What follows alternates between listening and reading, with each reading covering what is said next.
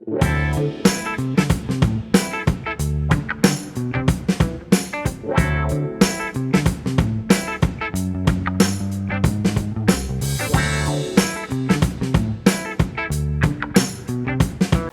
pause dulu, sebelum kalian lanjut nonton videonya, kalian wajib subscribe YouTube channel ini, dan agar tidak ketinggalan video memasak lainnya, kalian klik tombol notifikasi, like videonya kalau kalian suka, komen, dan juga bagikan ke semua teman-teman kalian. Sekarang lanjut ke videonya. Halo Sase Lovers, bersama lagi dengan saya Corin. Nah, kali ini saya akan membagikan tips bagaimana cara membuat bolu gulung yang anti gagal, dijamin jadi deh. Nah, buat tahu lebih jauh, simak tips-tips berikut ini ya. Nah, ini adonannya sudah mulai mengembang. Untuk tahu adonan bagaimana sudah mengembang atau belum, itu caranya ketika kita mengocok dan akan meninggalkan jejak, terus diputer, satu kali puteran itu jejaknya nggak hilang, itu tandanya adonannya sudah mengembang sempurna.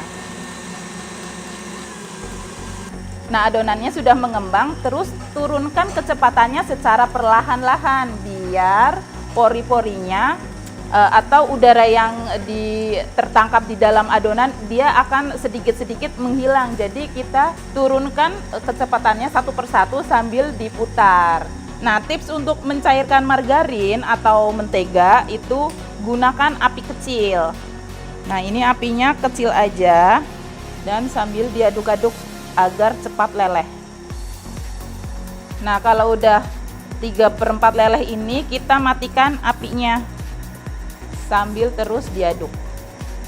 Nah, alangkah baiknya kalau melelehkan margarin itu sesaat sebelum dimasukkan ke dalam adonan. Jadi kita jangan lelehin margarin dulu di awal, terus kita tinggal mengocok putih telur dan gula dan sebagainya, itu tidak disarankan karena nanti si margarin yang dilelehkan itu akan terpisah bagian lemak dan airnya. Nah, itu yang akan menyebabkan kuenya bantat.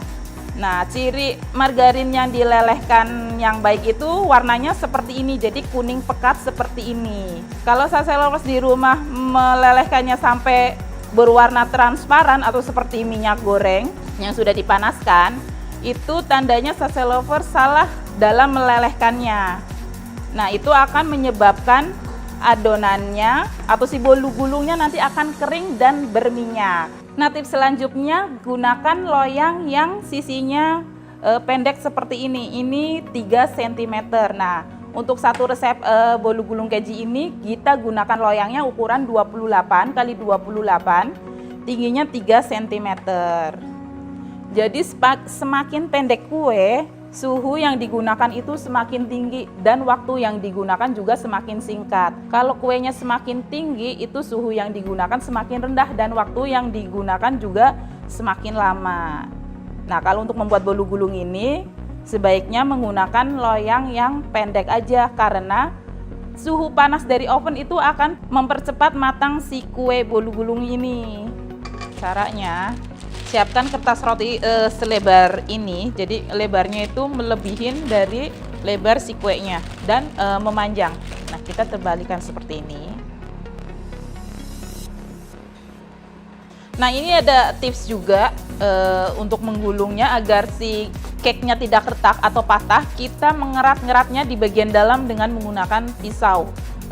Disarankan sih menggunakan pisau roti seperti ini ya, yang mata pisaunya dia bergerigit seperti ini. Kita kerat-kerat.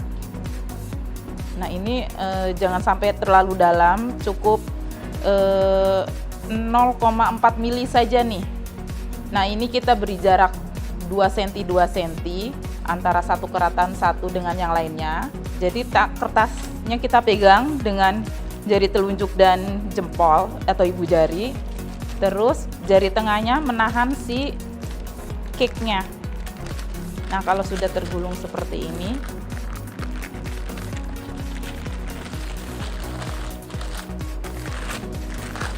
nah, kita perlu alat yang namanya penggaris bolu gulung seperti ini untuk memadatkan si bolu gulungnya. Kita intip bagian pinggirnya kalau sudah rapi. Nah, ini cara menggulungnya.